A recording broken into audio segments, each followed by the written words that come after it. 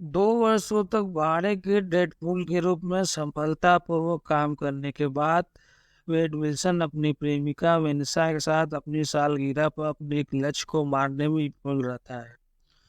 वह अपने दोस्तों डोपिंदर की कैब में अपने अपार्टमेंट में वापस जाता है, जो वेड को बताता है कि वह वेड की तरह हत्यारा बनना चाहता है और उसके पेशे में शामिल होना चाहता है।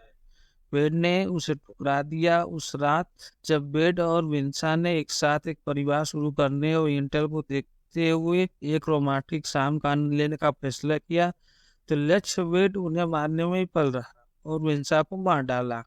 वेड ने बदला लेने के लिए उस व्यक्ति को मार डाला। वह उसकी मौत के लिए खुद को दोषी मानता है और 6 सप्ताह बाद खुद को उड़ाकर आत्महत्या करने का प्रयास करता है। वेड को परिवर्तित जीवन में मेलिसा का दर्शन होता है, लेकिन उसके शरीर के टुकड़े जीवित रहते हैं और कोलोसस द्वारा उसे वापस जोड़ दिया जाता है। वेड के पास मेलिसा के अंतिम स्मृति चिन्ह के रूप में केवल एक ही स्क्री वाल टोकन, एक सालगिरह उपहार बचा हुआ है।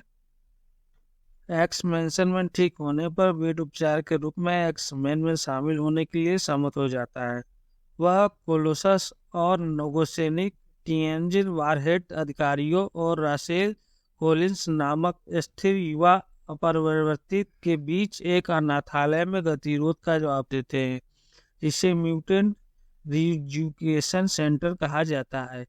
रसेल खुद को फायर फिस्ट कहता है, जिससे बेट को घृणा होती है, लेकिन बेट को जल्द ही पता चलता है कि कॉलिंस के साथ अनाथालय के कर्मचारियों ने दुर्व्यवहार किया और स्टाफ के एक सदस्य को मार देता है।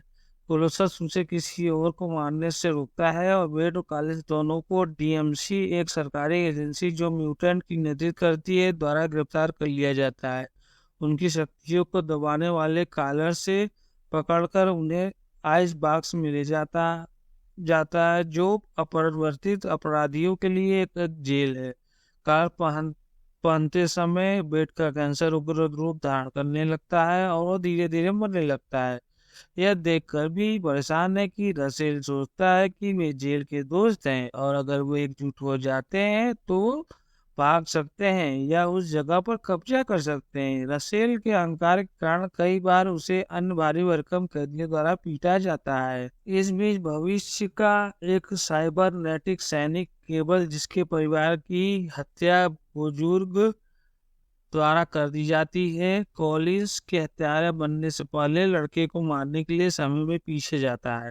केबल आइस बॉक्स में टूट जाती है और कॉलिंस पर हमला करती है।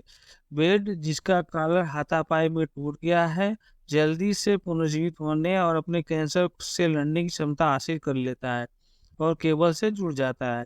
केबल द्वारा हिंसा का ठोकर लेने के बाद बेड खुद को और केबल को जेल से बाहर निकाल देता है, लेकिन इससे पहले कि कॉलिंस ये सुन लेता है कि वह बेड बात से इनकार कर रहा है कि उसे युवा पर अपरिवर्तित की परवाह है। फिर से मौत के करीब बेड के पास विंसा की एक और दृष्टि है, जिसमें वह उसे कॉलिंस की मदद करने के लिए मारना आती है, लेकिन बेड में चेतना में वापस आ जाता है और उसे पता चलता है कि उसका नया मिशन रसेल की मदद करना है। जेल में वापस आ, आते ही रेचल की और कई कैदियों को एक नई सुविधा में ले लिया जाएगा। जब वो प्रतीक्षा करते हैं, रसेल जेल के सबसे बड़े कैदी जगरनाट से दोस्ती करने में सक्षम होता है। बेड ने कॉलिंस को जेल स्थानांतरण काफिले से बाहर निकलने और केबल से उसका बचाव करने के लिए एक्सपोर्स नामक एक नई टीम के लिए ऑडिशन आयोजित किया। टीम एक विमान से पैराशूट करके काफिले पर हमला शुरू करती है, लेकिन बेड और भाग्यशाली डोमिनोज को छोड़कर सभी सदस्य लैंडिंग के दौरान मर जाते हैं। इनकी शक्ति उन्हें काफिले का पीछा करते समय कई बार मारे जाने से रोकती है। जब वे केबल से लड़ते हैं, कॉलिंस जगरनाट को मुक्त कर देता है, जो कॉलिंस को अपमानजनक अनाथालय के हेडमास्टर को मारने में मदद करने के लिए सहमत होता है। बेट को पकड़ने और उसे हाथे में पहाड़ने के बाद जगन्नाथ ने काफिले को नष्ट कर दिया, खुद को और कॉलिंस को भगाने की अनुमति दी। बेट को कुछ दिनों के लिए अल के साथ रहने और अपने शरीर के निचले आधे हिस्से को वापस बढ़ने के लिए मजबूर होना पड़ा। केबल बेड और अल के अपार्टमेंट में दिखाई देता है और कोलिंस की पहली हत्या को रोकने के लिए वेड और डोमिनोज के साथ काम करने की कोशिश करता है, जो उसे भविष्य में हत्यारा बनने के लिए प्रेरित करेगा। केवल वेड को कोलिंस से बात करने का मौका देने के लिए सहमत है। अनाथालय में जगन्नाथ उन पर हावी हो जाता है, जबकि कोलिंस हेडमास्टर पर हमला करता है। जब तक कोलिसस, जिसने पहले बेट की जानलेवा तरीकों के कारण बेट की मदद करने से इनकार कर दिया था, जगन्नाथ का ध्यान भटकाने के लिए नहीं आता है। जब बेट कोलिन से बात करने में विफल रहता है तो केवल युवा म्यूटेंट पर गोली चला देता है।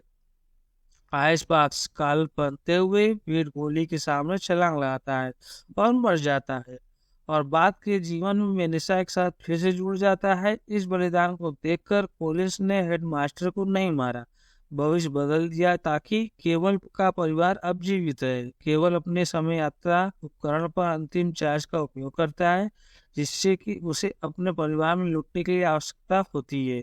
कई मिनट पीछे जाने और बेट के दिल के सामने वेनिसा के टोकन खाने के लिए जब बेट कोलिंस के लिए गोली चल देता है तो उसे टोकन द्वारा रोक दिया जाता है और वह बच जाता है। कोलिंस का हृदय परिवर्तन अभी भी बाकी है, हालांकि हेडमास्टर को रूपिंदर्स ने अपनी टैक्सी से कुचल दिया है। एक मध्य क्रेडिट अनुक्रम में नेगासोनिक टीएनजे वारहेड और उसकी प्रेमिका यूकियो वेट के लिए केबल के समय यात्रा उपकरण की मरम्मत करते हैं। वह इसका उपयोग वेंसा एक्स फोर्स सदस्य पीटर की जान बचाने के लिए करता है। Kill the X-Men are ingenious Wolverine का डेडपूल संस्करण और अभिनेता रयान रेनॉल्ड्स को तब मार डालो जब वो फिल्म ग्रीन लेटर में अभिनय करने विचार कर रहे हो।